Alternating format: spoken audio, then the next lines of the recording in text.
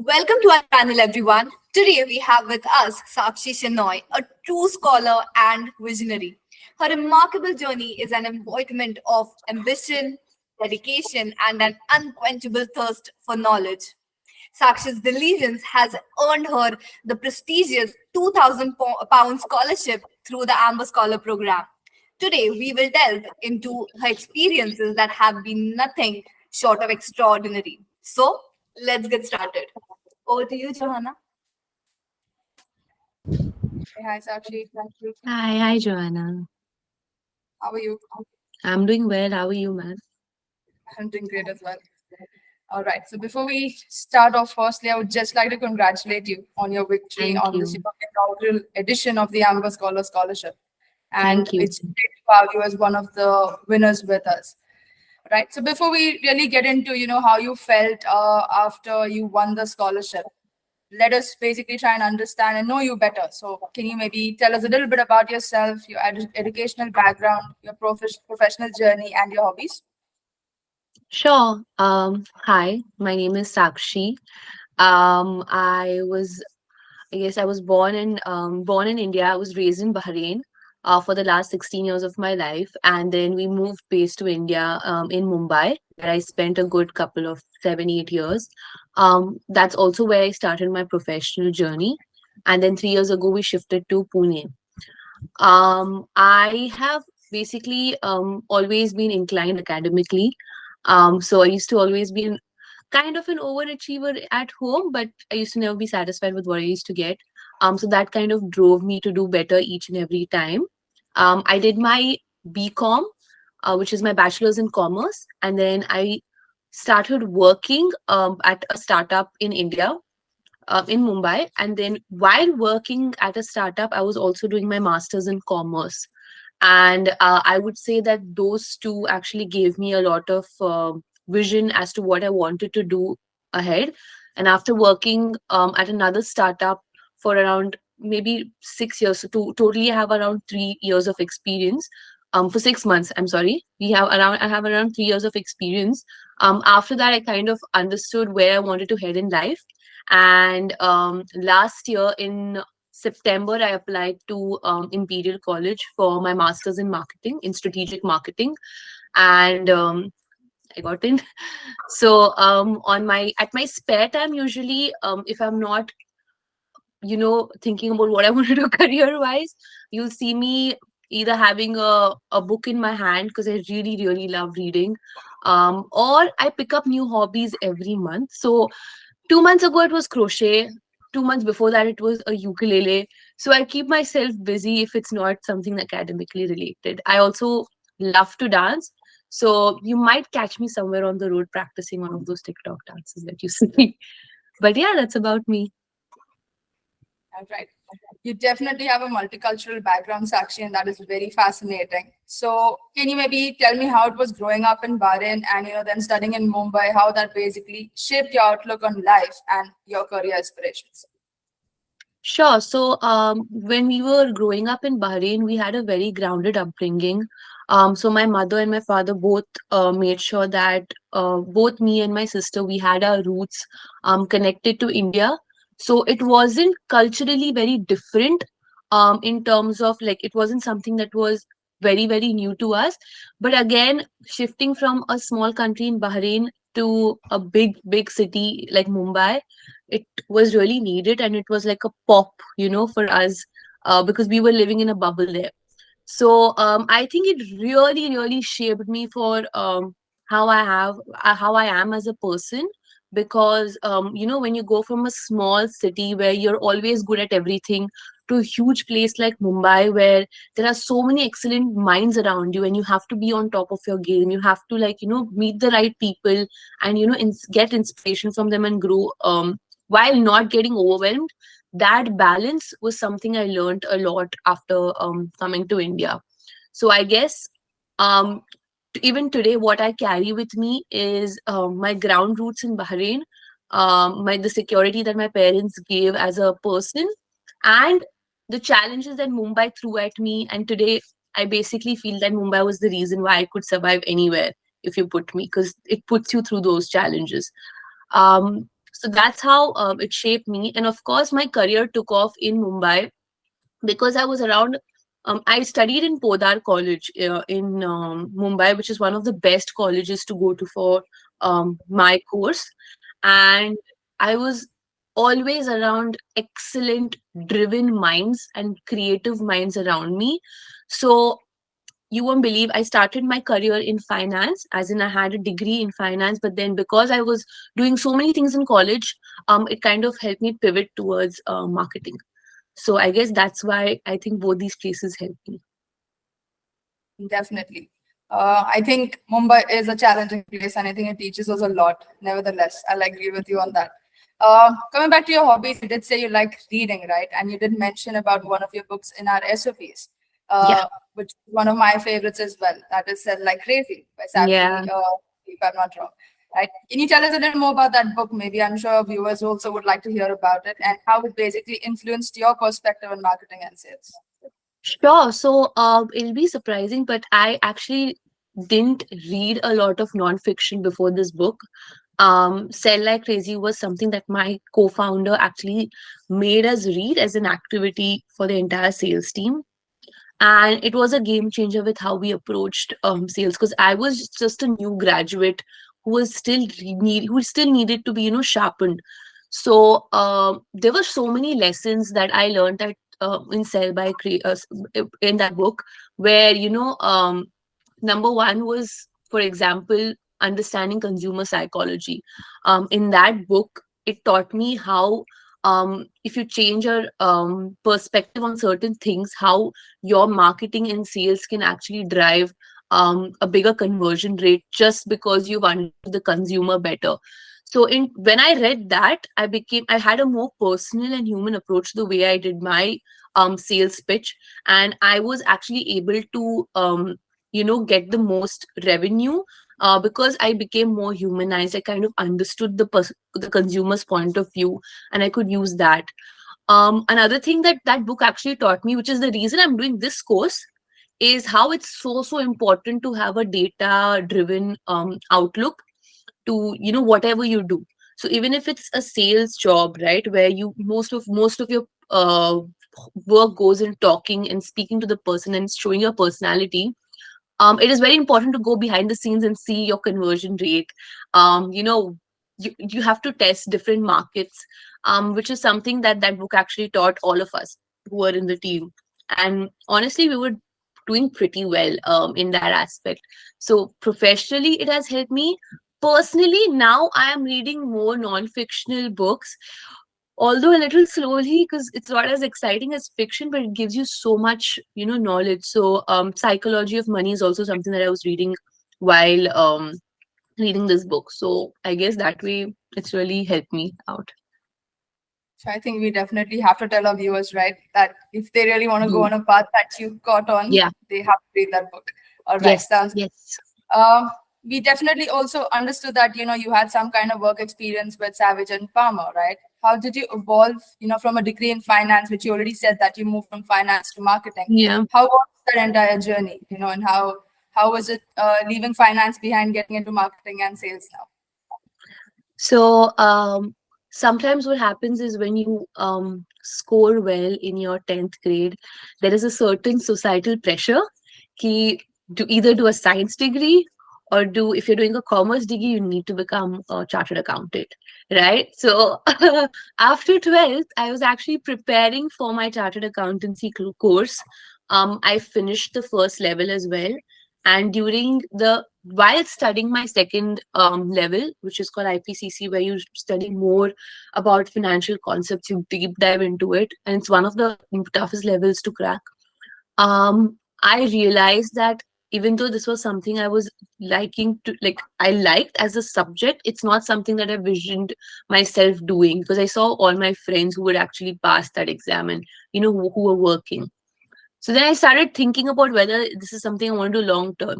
And I guess because of so many events that I took part in college, I realized where my niche left, and realized that I do really well with people, and I should not let that aspect of my personality go away. I completely transitioned and I was just applying to sales and marketing roles. And Savage and Palmer was one startup that just unassumingly just came into my college to just ask whether, there are any students here who are interested. I applied. I loved the culture of the company, and I just got in. And that has been a game changer for my life, because when you work in a startup, you kind of do everything from grassroots level, and you actually help the founders grow and scale the company. So right from making sales pitches for new kids, to training, to then going into different markets, tapping into digital marketing, all of that was done by me and my team. And towards the end, we were helping writing investor decks. So so that actually experience taught me a lot, and I'm so glad I made the transition, because today I don't think I would have been here if I had still been in finance. It wouldn't have been the same me that you would have been seeing. I would have won the scholarship then. So I think it kind of helped me out a lot. Definitely helping you on all grounds, I can say. Yeah. All right, that's very impressive, Sakshi. And apart from that, there was one interesting thing that I noticed on your SOP as well, that you co-founded a TEDx event, if I'm not wrong. You volunteered as an educator in the Mumbai slum as well. So how have these experiences contributed to your personal and professional growth? So, I have grown up where, like, in an environment where, my parents were always giving, and kind of helping others. And I didn't have that experience as a kid, as in I couldn't do something because I knew that my dad was helping, you know, um, people in India, giving money every month. Whereas I never kind of understood that whole concept. I was too young. When I shifted to Mumbai, I kind of realized, I don't know, maybe during the end of college, because we had this one event called Moneta, which is a financial literacy event in Mumbai. And we do this. One part of the program is where we go to underprivileged areas, and, we kind of give them financial literacy, right? Now, and then we have a marathon for that. So I didn't take part in that, but I was feeling guilty the whole time, thinking why I didn't do that. And I was doing marketing that time for the uh, for the event. So then I said, okay, no, I want to do this once in my life. I want to see how it feels. I want to really give back. So all in August, just before the end of my semester, I joined Kutumba, which is a very beautiful NGO in Mumbai. What it does, it is goes to the slums of Worli, and there are a lot of children, cute children, who you teach, English, general knowledge, whatever, help them with their school. And I used to go there every weekend for the next, like, last, like, I think for 3 months or so, 3 or 4 months. But then because after that my work started, and it was the most fulfilling experience of my life, because you kind of give back, and you kind of see the returns when the children are actually um reverting back to you. And before, around that time, I think that was also driven by us doing a TEDx event the same month that I started this. So we saw that there were a lot of TEDx events happening in other colleges. And we were surprised how it never happened in ours, because our college is one of the oldest colleges in Mumbai. It was a big struggle getting it done, because we had 50,000 permissions from 50,000 people, finding 50,000 problems with our format, and then kind of making sure we got an end result. So I guess those two events kind of inspired me ki, if everything is like, if you need something, just have to really, really work for it, and you'll eventually get there. So I feel that belief that you need to have in the beginning is what led me to even today. Just the reason that I'm sitting here and talking to you is probably because of those experiences. TEDx really helped me, because we again started planning for the event from ground root. So right from the marketing to getting an increased footfall, to seeing the screening, different campaigns that we had to conduct to tell people that, oh bro, TEDx is happening in Podar. All of it was an amazing journey for me. So it kind of really shaped me how I approach things right now, professionally and personally. Definitely, I'm sure about that. I think before we get into scholarship, even down with Amber, your first decision was definitely to apply to some place, and move out of India, and moving to you from India to UK. That is a big step itself. So definitely, your decision to apply with Imperial College for MSc in marketing was one of your choices, but and undoubtedly that was a significant one. Can you walk us through what were your feelings, when you first received that acceptance letter, and also the challenges you had to face in making that dream a reality? So honestly, I didn't expect an acceptance at all. Right. So when I applied in September, I just applied. I said, let me just apply. Because when I was seeing the best, I did think that if I'm going to a college abroad, I need to make sure it's the best. Otherwise, there's no point paying so much money. So I just saw the top 5 colleges for my course, went through the prospectus, really liked whatever, and I applied to 4 colleges. And I just applied in the month of, I think, October, November, not expecting a response from either of them. I'd applied to 4 colleges. I got a rejection from one, so and that was lower ranked than Imperial. So I said, now that I'm not getting Imperial at all. But Jan end, so I had put that mindset that okay, I have to start searching for a job because I'm not getting the dream college. Jan end at 4 a.m. in the night, Imperial sends me an email saying you've gotten accepted. 5 times I read the email thinking whether I got the part-time offer or not. I mean, the part-time online offer or not. I said I got it. Okay, then I went to sleep. The next morning I woke up. I just walked in calmly and I told my parents, by the way, I got into period. And they were looking at me, my sister's looking at me, and all of them were like, why are you not excited? I said, fees. I said, I don't know whether I can afford it.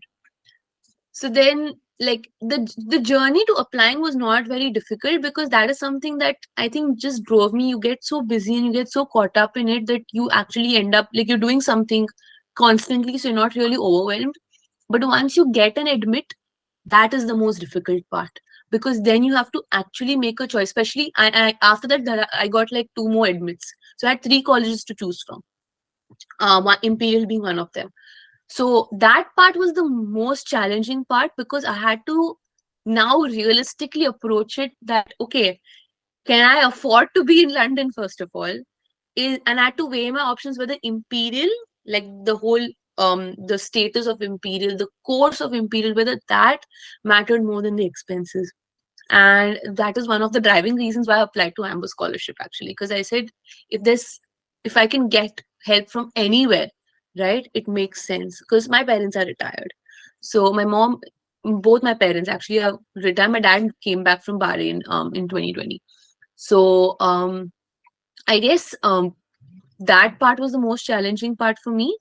But later, because of the support of my family, they made me sit down and think about it, logically explained the rights and the wrongs, and I ended up choosing. So in the beginning, I was a little like scared and overwhelmed, happy and sad, everything at once, because it was again a big step moving to another country. But towards the end, I was a little excited to start this new journey, and I'm not regretting it at all. It's a wonderful college and a wonderful course, and I would have really missed out if I had not accepted the offer letter. So yeah, that was my journey, I guess. Yeah, I'm sure it's a great journey moving there. It's definitely something you're going to learn, Yeah, something new that you learn on a daily basis, nevertheless. yeah. So, how did you learn about Amber Scholarship Program and how did you feel after winning the scholarship? So I learned about the Amber scholarship program because I'd actually booked in my accommodation through Amber. I'd booked at Chapter Ealing, and I think I got an email that said that, oh, scholarship applications are over. I mean, are have started, not over, have started. So I clicked on it. I saw there was an intro video, and I kind of went through the whole terms and conditions, and I saw that I matched most of them, the conditions. So I just applied. Again, I didn't receive. I mean, I didn't expect to receive it, just like Imperial. But when I did, I actually felt truly, truly happy because I mean, it's good when you receive something. So, yeah, I'm really grateful actually to Amber to for recognizing my efforts and actually rewarding me with a scholarship. And I really needed the reason that it was difficult for me to accept Imperial's offer was because of the underlying expenses in London. London is a very expensive city to live in. And any kind of help is a big help for us. So I'm already doing a part time. So this is just going to be an icing on the cake, a cherry on the icing, if you say so, for me. So I guess I'm really happy. I mean, that's all I felt. I didn't even, there was no confusion or state of panic. I was just purely happy. So thank you so much. Oh, you're welcome, Sakshi. Definitely, understanding all the challenges that you faced while applying with Imperial and then definitely getting the scholarship, I can understand why you call it the cherry on the cake. And that's definitely what we want to do for all of our scholarship applicants as well, right? So let's try and understand what's your secret to success, in securing this particular scholarship, and what advice basically you would give to, the aspiring students who dream of studying abroad and securing such scholarships. I think the only thing that I did for both my Amber scholarship application and even my college application was to be extremely sincere and truthful with what I had done in my life. So whether I would strongly suggest to be as authentic as possible. Please do not, have a separate person to write things for you, or use a lot of AI for your writing, because that does not truly show your personality out. And I think because I was very authentic when my applications, I got through, because the reader could see through my personality and actually what I have done. um, Number two, I would say, is to always keep in mind that there will always be people who are far more brilliant than you, far more deserving than you, and that is the reality of life. So if you don't get a scholarship, it is fine, but if you get, then you should really be happy. So always have a realistic approach towards applying for scholarships. At the same time, do not apply, because you also deserve it. So do not be scared, don't be insecure, just go for it and make sure every application is the best that you're doing. And I think that's the only thing I can advise at this point of time. I definitely do not beg to differ, Sakshi, over here. Being authentic and being truthful to the process and having faith in yourself is the first step to success, Right, nevertheless. correct. One last question, Sakshi, because understanding your journey from Bahrain to Mumbai, has been an exciting one. It's been fun to learn so much about you and the advices that you really shared with our viewers. One last question. What I want to understand is basically, what are your long-term goals and aspirations, in the field of marketing, considering the entire switch from finance to marketing, and how do Hmm. you plan to make a positive impact, in this industry? Also, if you could help us understand the key lessons you've learned on this journey, and how would you like to share that success with our viewers? So long term, my goal would be to work in product management for a company. Now, if it is more towards tech and finance lean, then it would be better, because I do have a strong base in finance. So right now I'm still starting. I started in a sales role, but I would like to go into a more growth oriented strategic role in the future. So that comes with levels of seniority, obviously. I do understand that. And which is why I came to this course, to kind of get used to different things and different aspects of marketing, and build on that, and set my career. So that is my long term. I feel like, in a few years, not a few, in a lot of years after I have created my own niche, I would actually want to start working with startups again. Maybe consulting is something I would go for startups, where I could help them grow.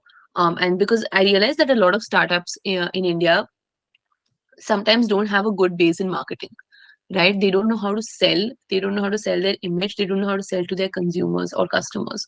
So that is something that I want to do long term, especially in India, where the market is crazy right now. It's just onwards and upwards for India. So I would want to eventually come back to that market, but then that is very, very long term. That happens in like my middle age or whatever, whenever that happens. So right now, my short term goal is to work in a corporate company where I can use my skills and maybe work in a senior position as a product management, in a product management role. Yeah. That sounds great, Sakshi. Definitely, hearing your long-term goals, listening about your journey, I can definitely say, yes, startups would be a best place to learn. And nevertheless, I do see, after you putting so much faith into yourself and putting in so much of, courage in going ahead and taking this big step in life, definitely a way for you to, I see you starting your own startup, I think, down the line. So keep Let's going. see. I think you're on the Fingers right track when crossed. it comes to marketing. I won't differ from that. But Thank you. congratulations once again. And Thank you. thank you so Thank much for you. coming to Amber Scholar and being one of our prestigious winners over here. I'll hand Thank it you so over to much. Preet once again. And I think she has a few words for our viewers as well. Thank you.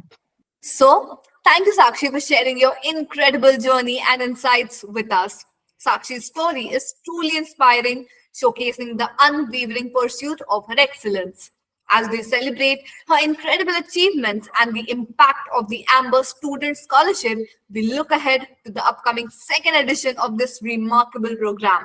So, stay tuned for the Amber Scholar program's second edition, which is now live until 31st December 2023, with the winners set to be announced on January 31st, 2024. To all our viewers and aspiring scholars out there, don't wait another moment. Seize this opportunity and apply now. Stay tuned for updates on this incredible initiative, and let's keep the spirit of learning and growth alive.